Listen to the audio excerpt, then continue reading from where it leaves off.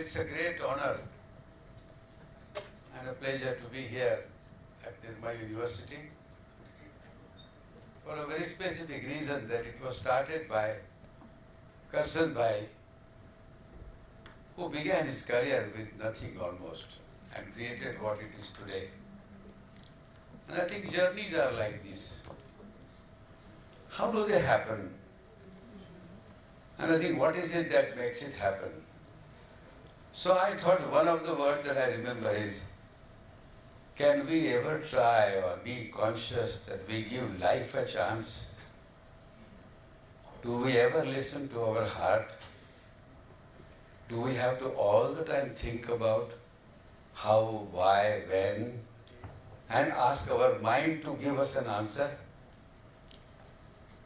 I think journeys, exceptional journeys or unexplored journeys happen if we give life a chance and listen to that little heart which is in the center of our body.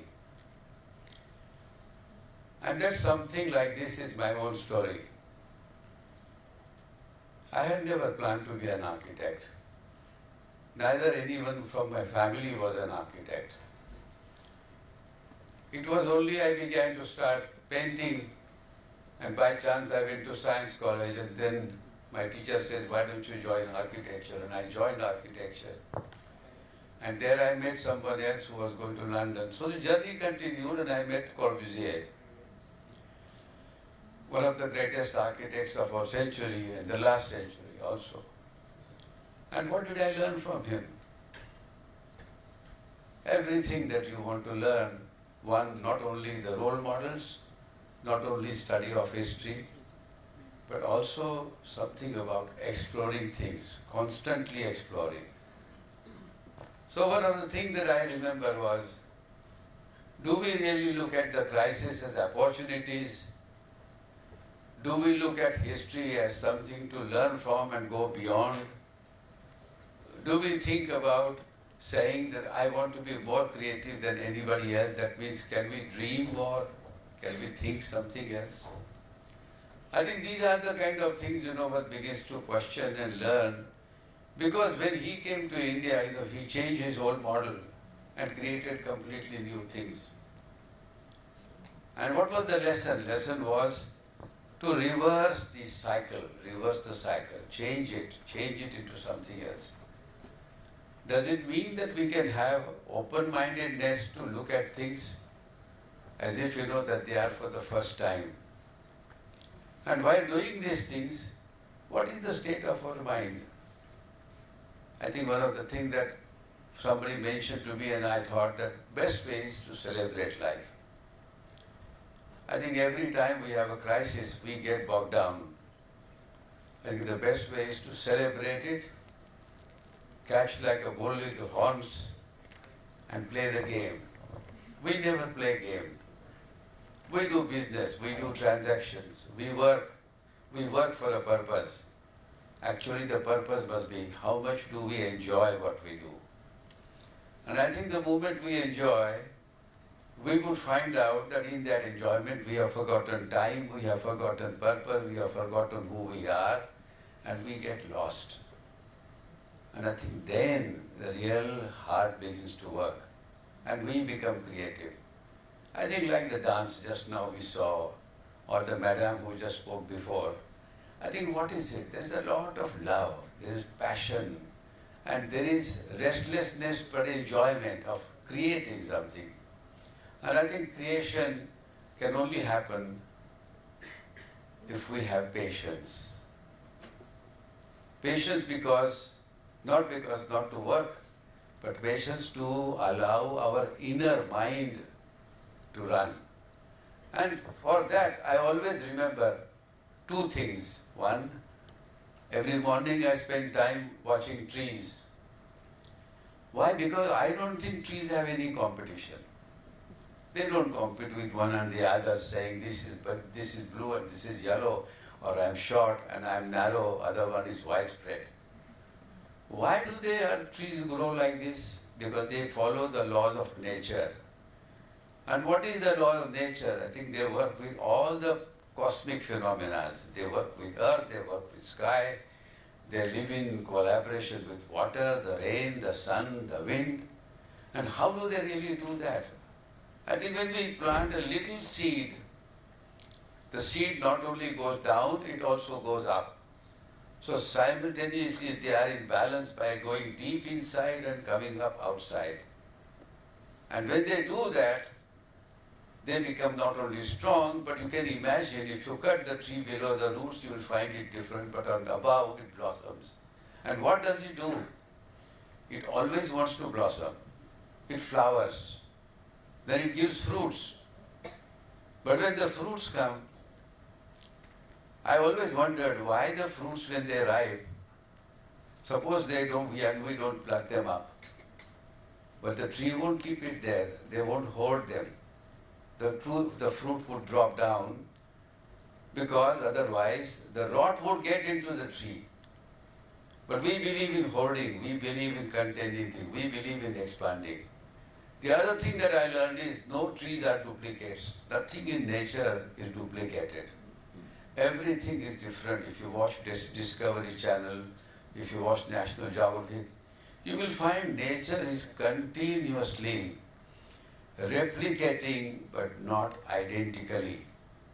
It is replicating in various dimensions, various ways, and it makes mistakes, but it corrects again in the next one and invents. And I think one of the best lessons that I learned was, go on constantly trying something else than what you have done before. Don't repeat, don't continue like this. Similarly, when you talk about starting a school, when I started the school or when I was with Corbusier, one of the things that I learned was humility one must cultivate and the means of communication. And at that time I met Mrs. Sarla Devi Sarabhai, and one day I was asking her about how is this, how do your teacher teaches you that you have such glorious family? And she said the teacher told her that be a gardener. Plant every tree, nourish them properly, give them proper food, but just prune them a little bit as and when required. Don't graft on it, don't impose on it. You cannot have apples on lemon tree. You cannot have a rose flower, on a champa tree, not possible. So what it means is that if we become a gardener, if we are tolerant, if we follow this, then I think success happens. Similarly, when I had failed a large number of students in my class, third year class, in the beginning of the career, no student came the next morning. So I went to that little place where they were having tea, and I said, why have you not come? They said, you thought that we are not good. I realized my mistake, and I said, there is nothing like failure, but there is a success of a lesser degree. So I think crises come. Things change. You must learn, but you must learn also with a lot of compassion and open-mindedness. If we have open-mindedness, the world is open all over. And is it necessary that we have to follow a discipline? I think if we look at nature, it says that the whole world is open for you. Choose what you like to do, but the first condition of that is that you must enjoy what you do. And you must also know that every crisis, every problem will be an opportunity. Every situation that comes with you will have an alternative solution, which means that continuously we have opportunities. We have opportunities to grow, and we have opportunities to thrive. Similarly, what you don't know you can also do. When I had to write a book, it was such a difficult task. But if you start learning, like learning bicycling, when we learn it's very difficult, but once we are expert, we go and do acrobatics. So actually learning is not difficult. I think learning is possible provided we become part and parcel. That is only possible if we can think with our own heart, we can think about this. Like this, there are many instances that one could do. It is not necessary to follow a discipline. I think There are a whole lot of people I have seen Corbusier's case, and there are many cases who are painters, architects, doctors, philosophers. They write, they learn, they do social work, they get into activities.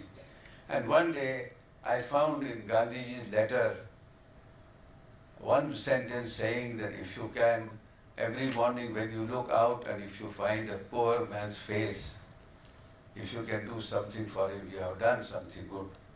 I think there are so many people, Rabindranath Tagore, for example, they have been my role models. How did he conceive of the Vishwa Bharati? How did he think, that he wants to make a global university? And what kind of a university does it do? Does he say university will have one discipline or many disciplines? I think diversity is our culture. Diversity is a natural law. Diversity is a need of love, life also. And I think if that is the case, then we should really think about many, many arts and many opportunities. Likewise for us, there is every opportunity, and every time there is, we say, I have no time. Actually, time is something always possible when you love things. If you love, time will be available to you because you will find time. So what I want to say, love your life, be generous, be adventurous, accept things as they come, and continuously explore while walking on the road, going around, going to the shopping place, talking to a scholar, listening to music, or even watching movie. I think there is always something else that we will find, provided we look at that without prejudice. And I think one of the things that I found is prejudice is something which is a hindrance. It's not an opportunity. So open heart, open mind, open ways of doing it is extremely good. And I'm sure this is what normally all the people who do something have found out. Thank you so much.